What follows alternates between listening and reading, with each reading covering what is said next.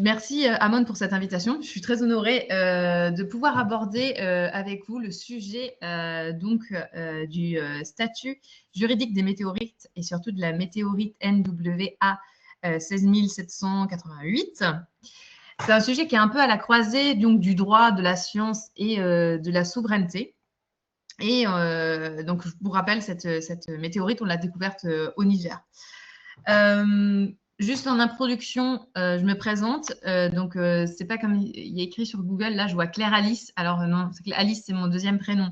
Mais je m'appelle Claire, Maître Claire Els. Je suis avocate spécialisée en droit international et plus particulièrement en droit spatial. Donc, c'est un domaine qui est à la fois à la frontière entre le droit et le spatial, l'univers, le cosmos, voilà. On va s'intéresser principalement aux lunes, aux météorites. Qu'est-ce que je pourrais vous dire encore? On va s'intéresser aussi à l'espace extra-atmosphérique. Donc, c'est juste au-dessus de l'atmosphère. Et on a un gros dilemme, c'est savoir où commence l'espace extra-atmosphérique. Voilà. Donc, j'ai fait mes études en France et en Allemagne. En droit international public, comme je vous l'ai dit, et je me suis spécialisée vers la fin sur le droit spatial. Après plusieurs années passées comme conseillère juridique, aussi bien sur des questions liées à la sécurité intérieure et aux activités spatiales, j'ai cofondé, donc comme le disait Amon, l'ONG Cosmos for Humanity, qui aujourd'hui est présente aussi en Inde, en Amérique latine, en Europe, et dernièrement au Canada. On est une ONG, la première, à s'intéresser à la durabilité spatiale. Ah mince, j'ai oublié de changer de slide, bien sûr. Ça, c'est moi. Je vais vous parler un petit peu de Cosmos for Humanity, rapidement. Donc, Cosmos for Humanity, elle est née d'un constat tout simple, c'est que l'espace n'appartient pas seulement aux entreprises et aux États, il appartient aussi aux consommateurs finaux, à savoir les citoyens. Nous, on promeut donc, d'une part, de rendre accessible cet espace aux citoyens par une communauté de Cosmos Rangers. On propose des formations pour former les gens à tout ce qui est droit spatial, mais aussi à ce qui est la durabilité spatiale d'un point de vue légèrement technique. Dernièrement, on a aussi ouvert un nouveau programme qui est un programme qui vise à repenser la fin de vie des matériaux spatiaux.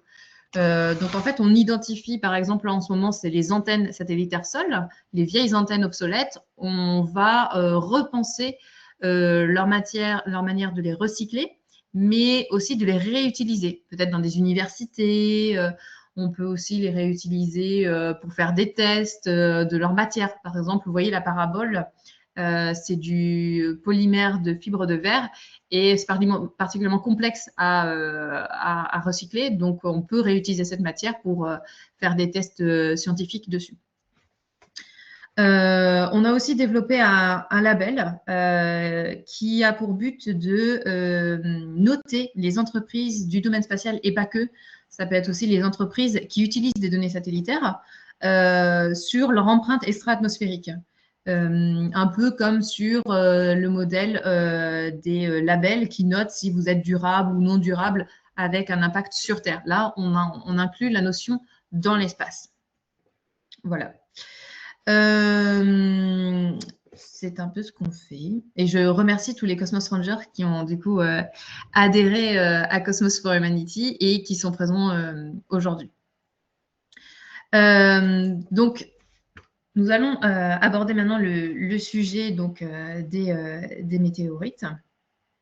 Donc, pour reprendre un petit peu le contexte. Donc, le contexte, c'est la météorite. Alors, ce n'est pas la photo de la météorite, hein, je vous le dis tout de suite. Mais la météorite NWA 16788, dit Nord-Ouest Africa, a été découverte dans la région d'Agadez, au Niger. Donc, c'est selon les informations du Monde et de France 24. Elle aurait été récupérée par des chasseurs de météorites, puis cédée à des intermédiaires avant d'arriver dans des circuits commerciaux européens, puis américains. C'est en juillet 2025 que Sotheby's, une maison spécialisée dans la vente aux enchères à New York, qui a présenté l'objet comme juste trouvé au Niger, sans mention d'autorisation d'exportation. Donc, le gouvernement nigérien a tout de suite répondu en disant qu'il n'avait délivré aucune autorisation d'exportation de météorites et que le Niger allait ouvrir une enquête pour trafic illicite de biens naturels. Et c'est là que Amon m'a contacté pour qu'on travaille sur ce sujet. Donc ici, on est réellement dans un conflit de souveraineté entre un État qui considère qu'un élément de son sol, de son patrimoine, a été prélevé et vendu sans autorisation. Donc, comme je vous l'indique là, on a donc 3 disciplines qui s'imbriquent, le droit spatial, le droit du patrimoine et le droit international public. Donc, je crois que je l'ai trop vite. Attendez. Oui. Non. Oui, je suis allée trop vite. Désolée. Donc, on va aborder maintenant le droit national nigérien. Donc, le problème du droit national nigérien sur la problématique des météorites, c'est qu'il a une base assez fragile, même si en droit interne, on remarque qu'il y a quand même des éléments qui nous permettent de pouvoir dire que cette météorite, en fait, appartient au Niger. Donc, le Niger dispose d'une loi relative à la protection du patrimoine culturel. Et c'est sur cette base qu'on va estimer que cette météorite appartient au Niger. Celle-ci dit que les biens présentant un intérêt scientifique, historique ou minéralogique exceptionnel. Mais si le texte ne mentionne pas explicitement le terme météorite, celles-ci peuvent être interprétées comme des spécimens rares de minéralogie, donc susceptibles de relever du patrimoine national. Le régime de propriété.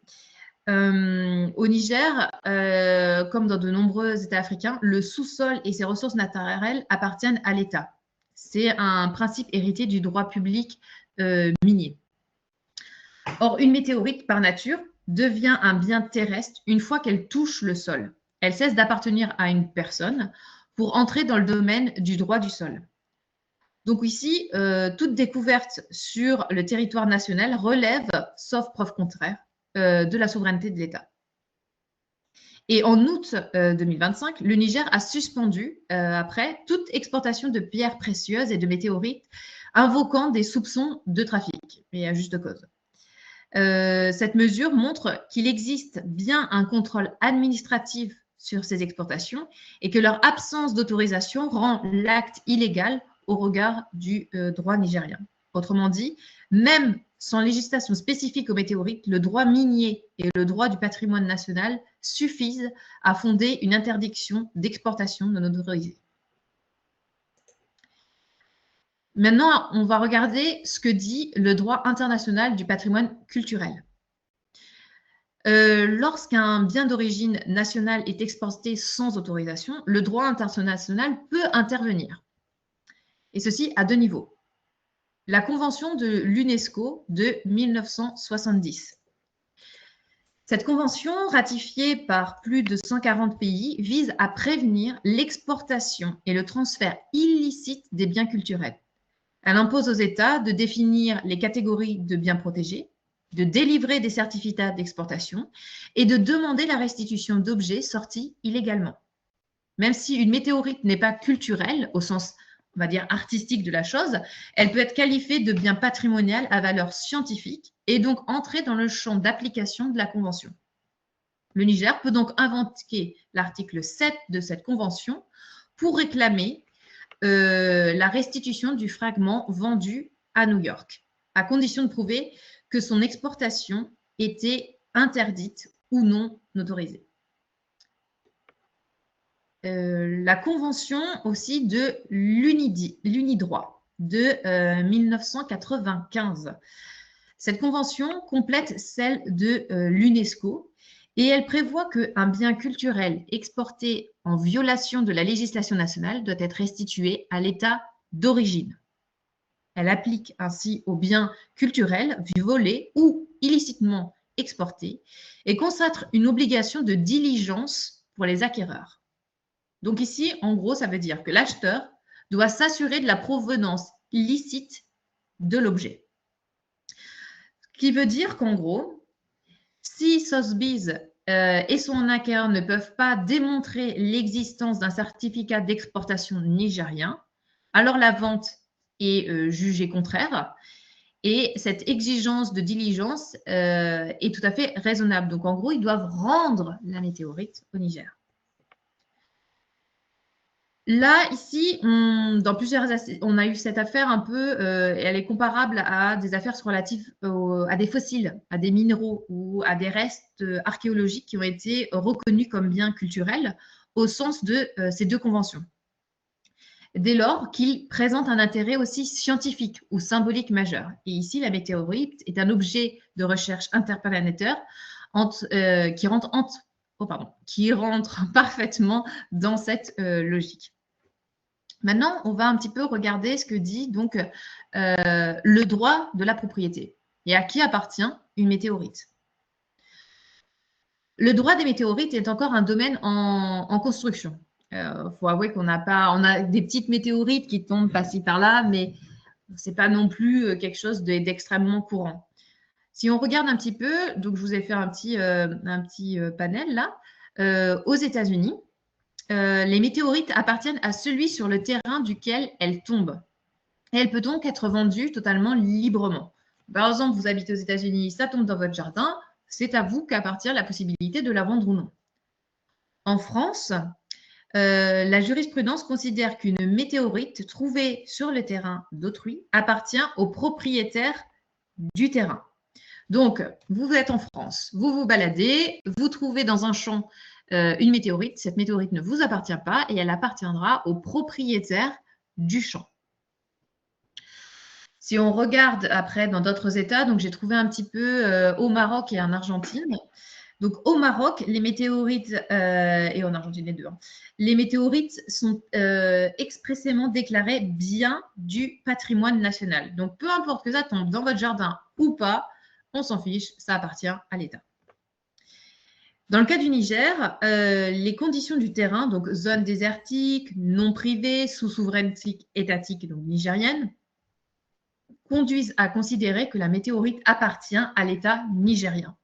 Dès lors, tout prélèvement, transport ou vente sans autorisation est une atteinte au droit de la propriété publique.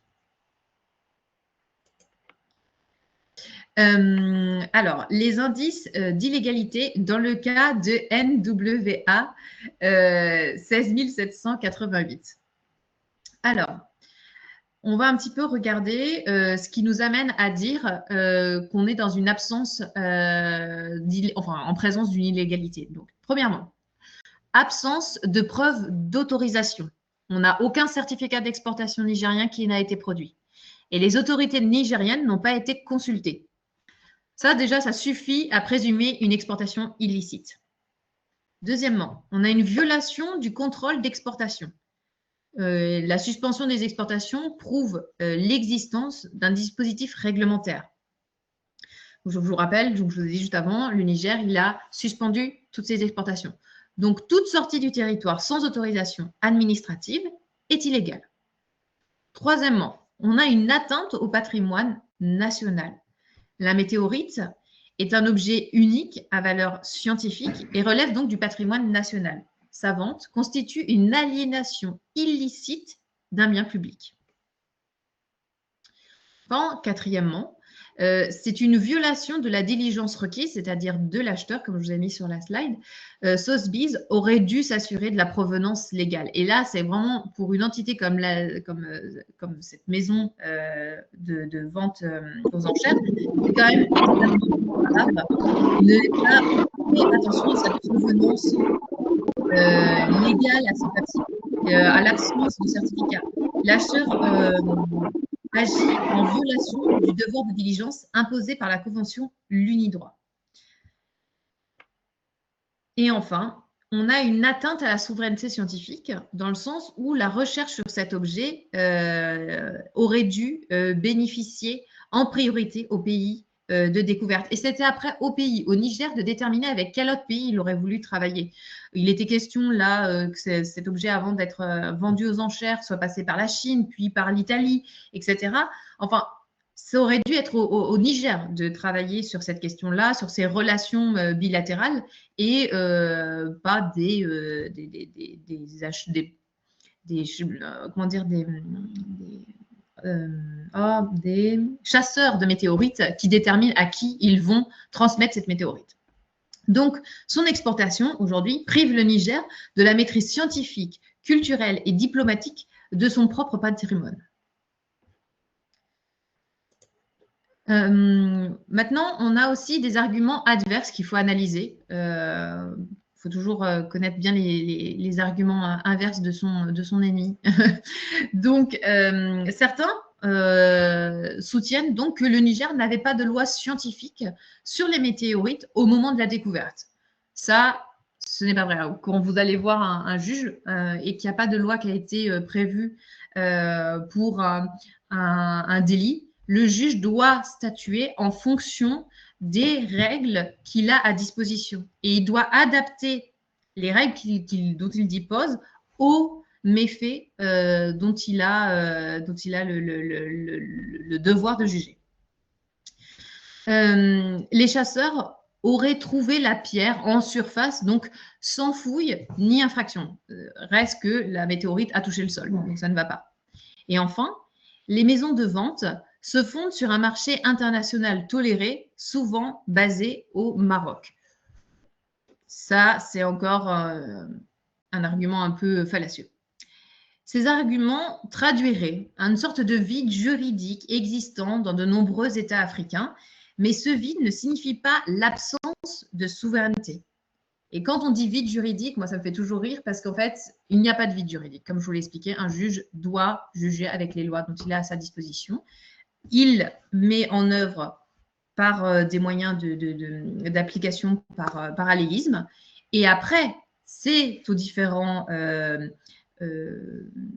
États de mettre en place les lois d'inscrire de nouvelles lois qui permettront de protéger, de mieux protéger les personnes et l'État, la souveraineté étatique. Donc, la règle générale demeure que toute ressource du sol appartient à l'État, sauf disposition contraire. Maintenant, alors attendez, parce que j'arrive plus, voilà. Donc, les perspectives et les leçons juridiques du cas NWA 16788. Donc, ici, le cas NWA 16788 relève de la nécessité urgente, premièrement, donc comme disait Amon, comment on peut aider l'État nigérien? Eh bien, en renforçant les législations nationales, en clarifiant la propriété des météorites et leur régime d'exportation, et en créant des registres nationaux de découverte. Ça, c'est, je pense, la base. Et je suis persuadée que du coup, l'État nigérien va tout mettre en œuvre pour que ça puisse être le cas. 2, encadrer le marché international. Donc, les maisons de vente devraient exiger des certificats d'origine officielle. Ça, je le répète, Sotheby's aurait dû, dans tous les cas, demander ces certificats. Et potentiellement, je pense qu'ils ont tenté le coup de plus c'est gros, plus ça marche, tentons.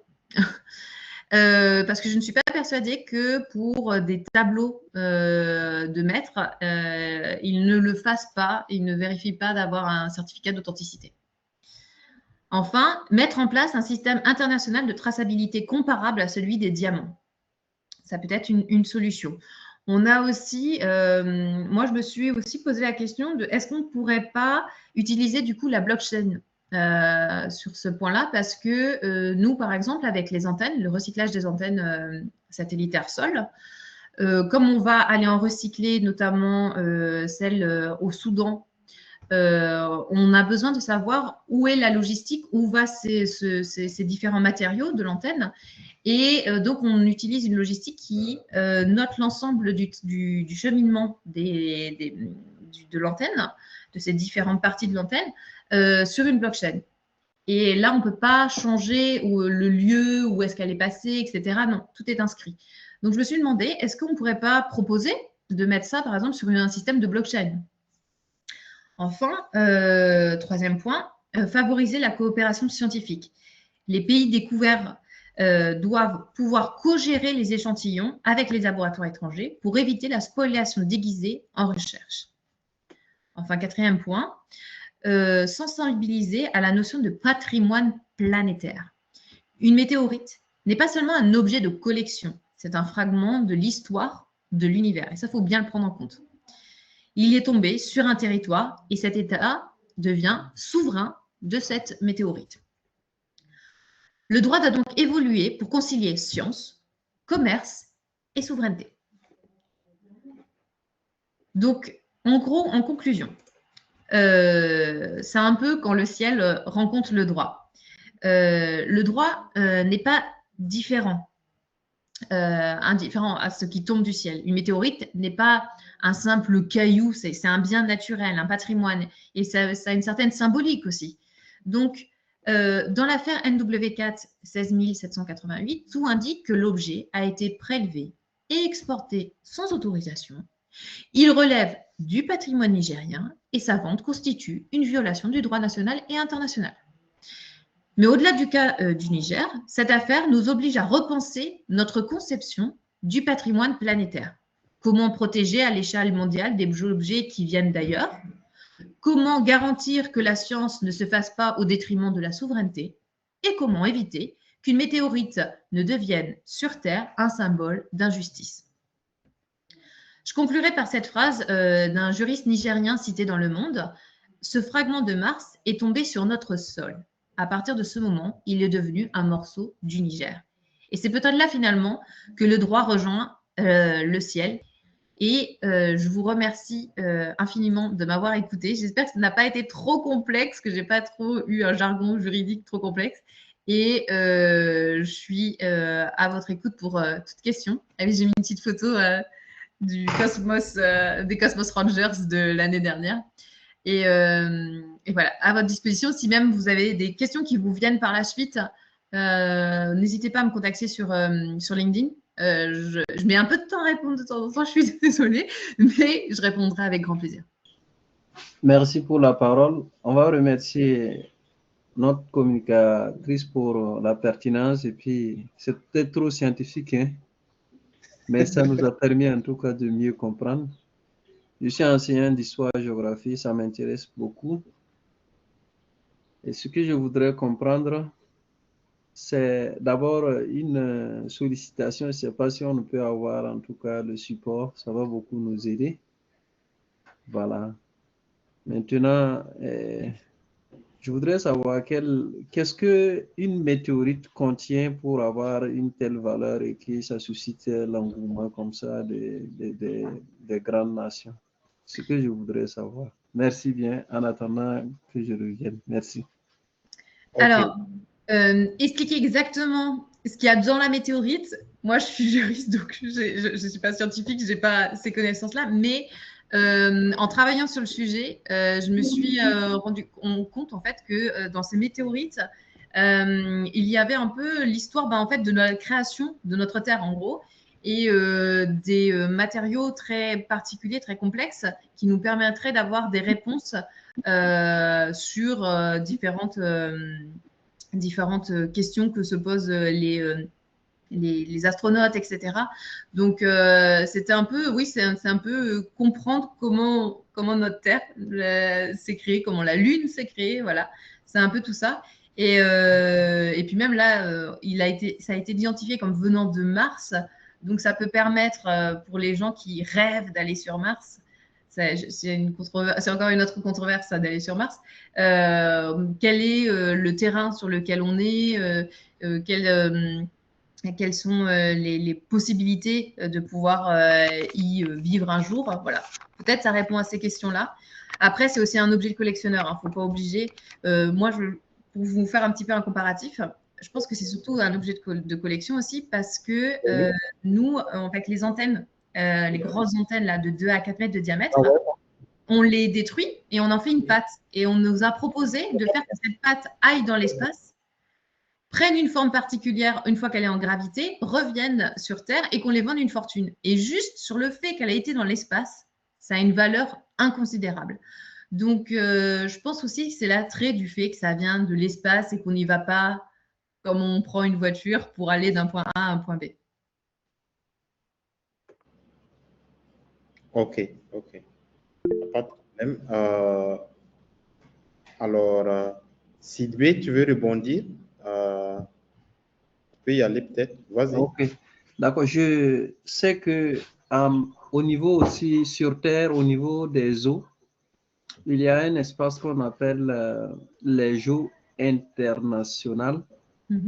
Est-ce que dans l'espace aussi, c'est la même chose ou bien c'est quand l'objet tombe sur votre territoire que votre droit s'applique, puisque vous avez dit que le vide juridique n'existe pas parce que tout simplement, il y a toujours une loi qui est là et qu'on peut se baser sur cette loi-là pour pouvoir peut-être exploiter.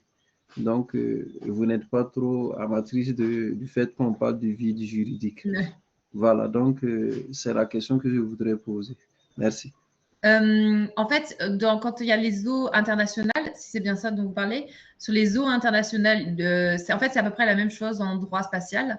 On nous dit souvent oui, qu'il y a un vide juridique, mais en fait, on applique les réglementations en fait, vous avez soit des États qui sont partie prenante, là c'est le cas, c'est le Niger. Les autres parties prenantes qui auraient pu être, le droit qui aurait pu être appliqué aussi, c'est ceux de la nationalité des gens qui ont pris cette météorite, qui l'ont spoliée en gros. On peut, si on savait quelle est leur nationalité, on pourrait appliquer aussi le droit de leur pays en regardant qu'est-ce que juridiquement et en quoi ils répondent en matière de vol, en matière de propriété souveraine. Donc voilà, c'est un peu sur ces aspects-là. Je ne sais pas si j'ai répondu à votre question. Je pense, j'ai l'impression que oui. En tout cas,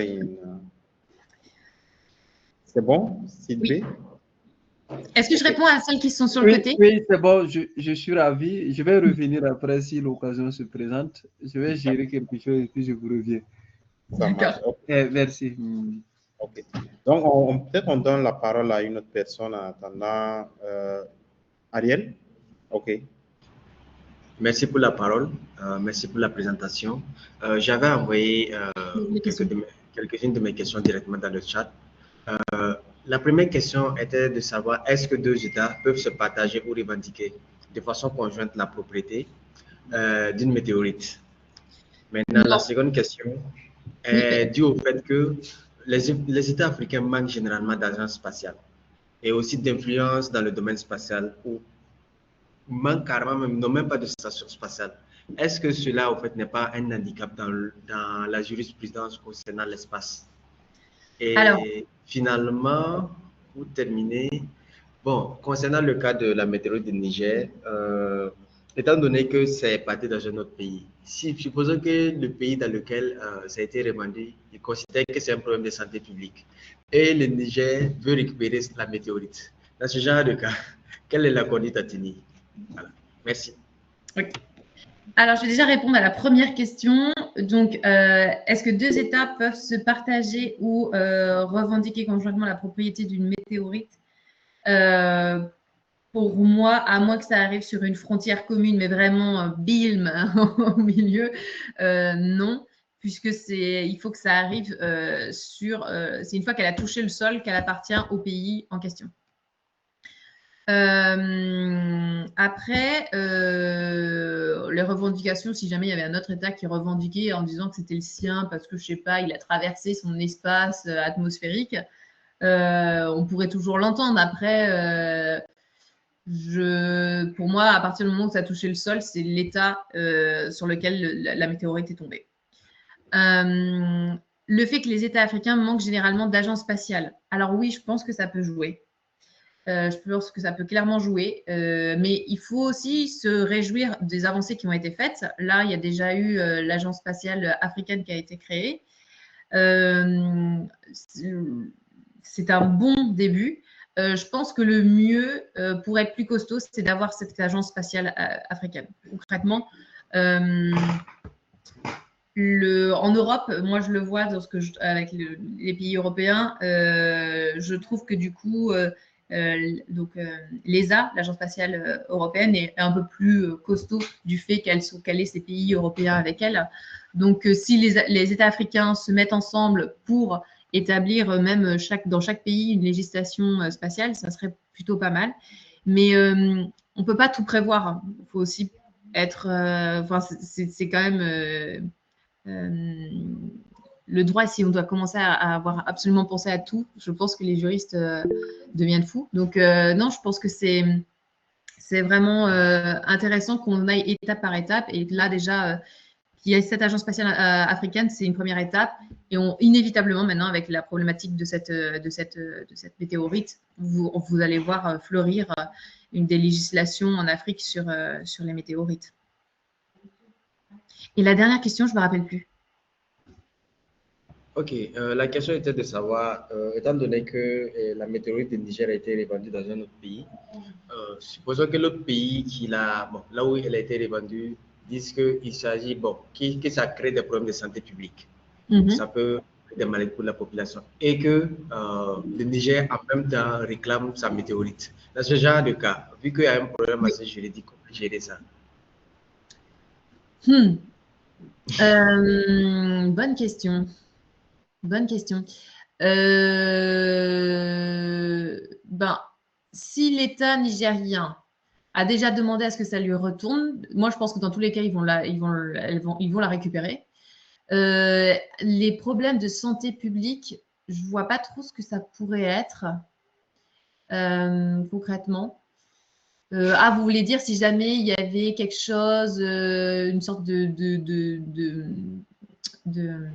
virus, par exemple. Ouais, de virus qui n'est pas apte à vivre et qui évolue de manière surprenante sur Terre parce qu'ils viennent de Mars. Oui, alors là, oui. Clairement, après, c'est à l'État nigérien de prendre les mesures pour protéger cet éventuel-là. Mais je pense qu'on aurait déjà connaissance de ces problématiques-là si c'était le cas.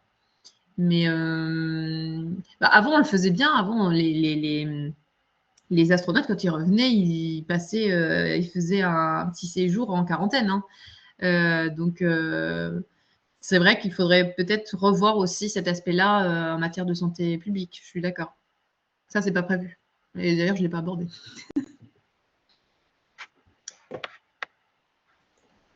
J'ai une question. Ok, donc... Après, il y a une autre question. Et oui, il y en a d'autres, je les vois là. Bonsoir. Mais qui veut poser d'autres questions? Allô, tu me reçois? On me reçoit. Monsieur Tondé, oui, on vous entend. Merci beaucoup pour ta présentation. C'était vraiment très super. On a beaucoup appris.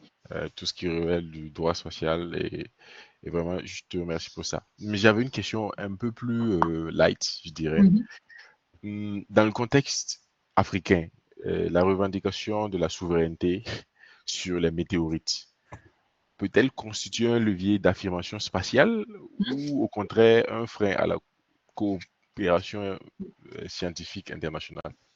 Non, moi je suis tout à fait pour que le Niger confirme sa souveraineté de cette météorite pour la simple et bonne raison que, en fait, si on part du principe que si on accepte ce genre de pratique, etc., qu'on se plie à des plus grosses souverainetés. Non, on ne vous écoute pas. Ça, c'est pas vrai. Ils attendent que vous pliez le genou pour pratiquer ce qu'ils ont envie. C'est limite un peu de moi, je n'hésite pas à dire que c'est limite un peu de la résurgence du colonialisme. Excusez-moi, mais quand on voit les pratiques qui ont été faites, que c'est passé de pays en pays, et puis alors le Niger, on ne lui a pas demandé une seule moment son avis, c'est border. Donc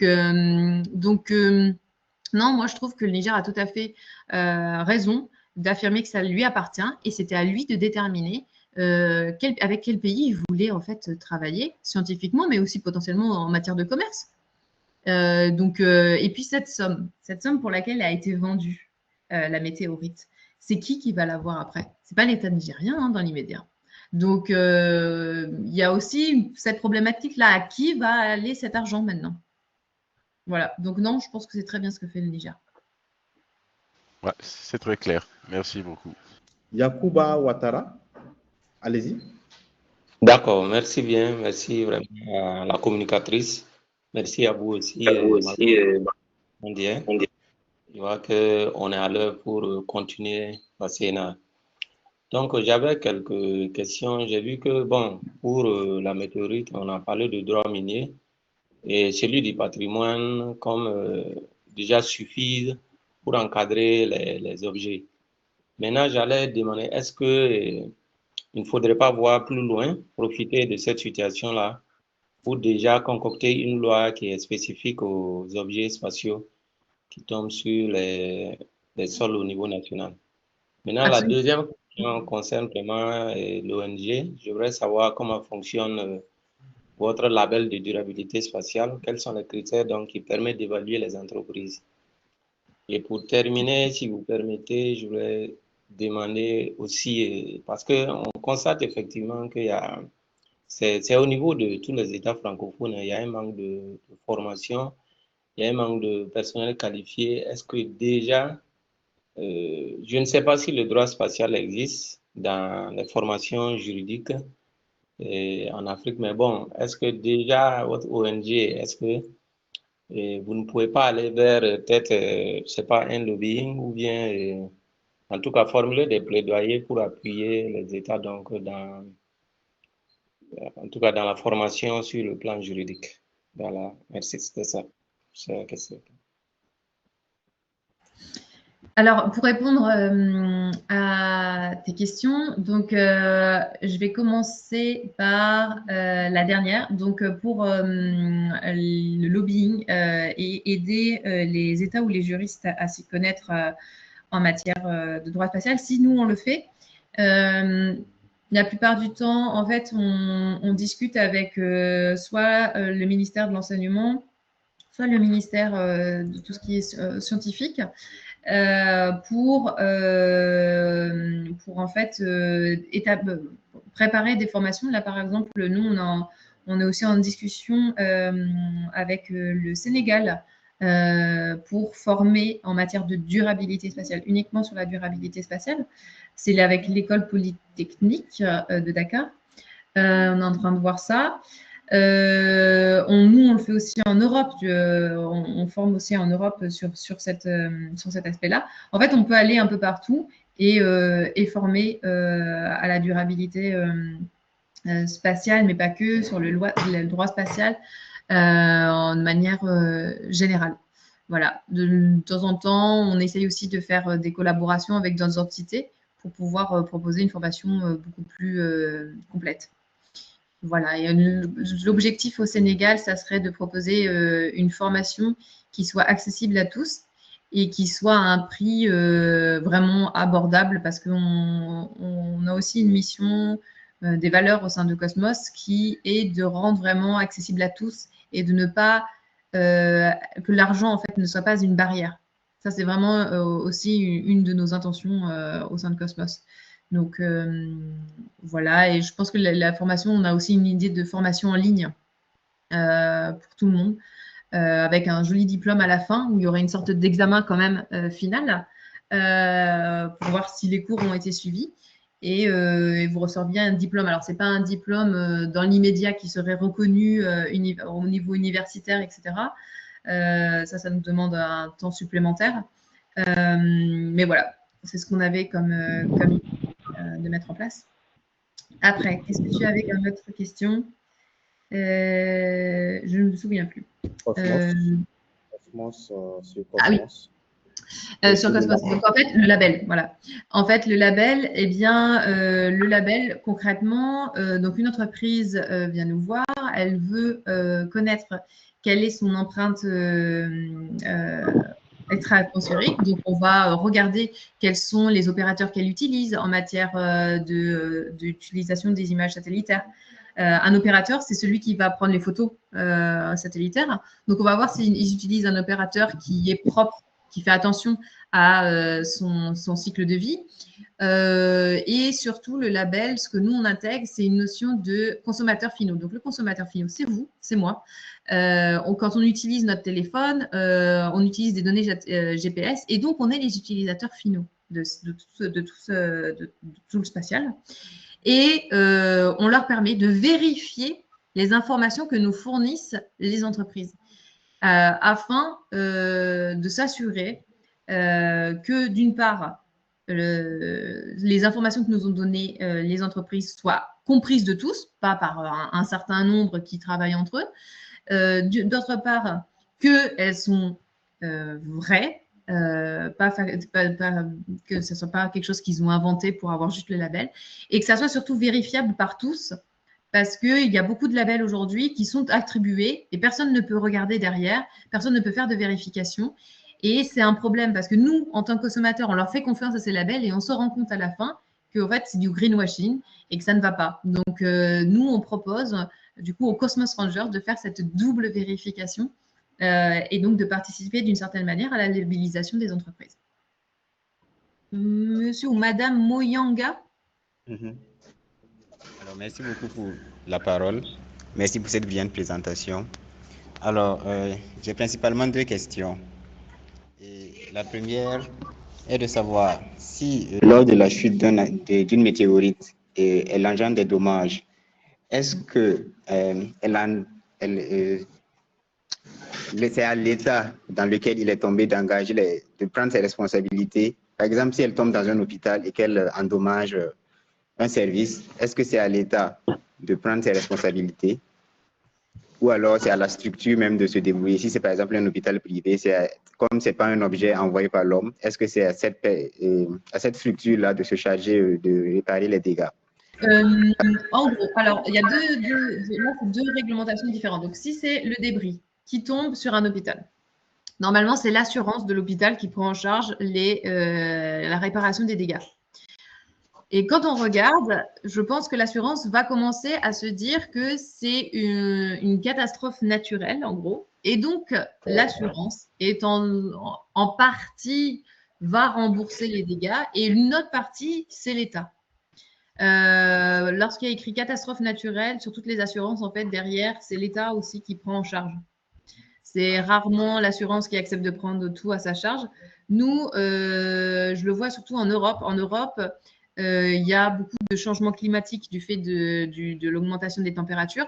Et donc, on a beaucoup d'inondations.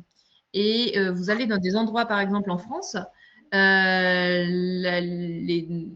dommages en cas de catastrophe naturelle ne sont plus pris en charge par les assurances. Ils leur disent « Merci, messieurs, dames, vous saviez où vous allez habiter, débrouillez-vous avec l'État. » Voilà, donc c'est l'État qui prend en charge les dédommagements. Après, est-ce que l'État le fait réellement? C'est autre chose. Concernant le satellite, vous avez un satellite. Il tombe, satellite américain. Il tombe sur l'État, on va dire, burkinabé. C'est à l'État américain de répondre des dommages qui ont été causés. Alors, il faut absolument qu'on sache déjà si il n'y a jamais un gros satellite en entier qui va tomber, mais il y a des débris. Donc, il faut déjà déterminer la nationalité de ces débris. Si on arrive à déterminer à 100% que c'est un débris américain, c'est l'État américain qui sera responsable des dédommagements. Il y a déjà eu ça, il y a eu une jurisprudence sur ça au Canada, où c'était les Russes qui avaient envoyé un satellite qui avait du nucléaire. Et en fait, c'est tombé sur le sol canadien et le Canada a demandé aux Russes de réparer sa faute, hein, puisque c'était je crois qu'ils ont eu un satellite rempli de nucléaire qui leur est tombé dessus et donc ils ont dû réparer leur dommage. Voilà. Donc oui, c'est ça. Par exemple, je ne sais pas si vous avez vu, il y avait eu un débris qui était tombé au Kenya et ils ont cherché à savoir qui c'était. Est-ce que c'était un débris français? Est-ce que c'était pas un débris français, etc. Pour déterminer qui était responsable des potentiels dommages. Bon, là, c'était tombé dans une forêt, donc ça allait, mais dans l'avenir, il y a tellement de satellites qui aujourd'hui sont en orbite et surtout en LEO, donc c'est la première orbite. ça va être un peu plus complexe dans les années à venir. Alors, écoutez, merci à tous pour vos questions. Je vous invite vraiment, pour tous ceux auxquels je n'ai pas pu répondre, écoutez, je vous invite à me contacter sur LinkedIn. Donc, c'est Claire, je vous le note, Else. Voilà. Vous pouvez, le S, c'est un headset allemand. Donc, vous tapez Claire Else et tapez Entrée, et là, vous me trouverez. Donc, n'hésitez pas à m'envoyer vos questions, je répondrai avec plaisir. Et comme je disais, pour les Cosmos Rangers, avec plaisir, adhérer à Cosmos for Humanity. On est toujours content d'avoir de plus en plus de Cosmos Rangers. Et si vous avez un problème comme une histoire de boîte postale, pareil, écrivez-nous non pas sur le formulaire pour devenir Cosmos Ranger, mais sur l'adresse contact@cosmosforhumanity.org. On sera là à votre disposition pour répondre à toutes ces problématiques-là. Voilà, je vous remercie encore une fois. Et pour répondre à Yacouba, oui, comment on peut aller vers une loi spécifique pour le cas nigérien?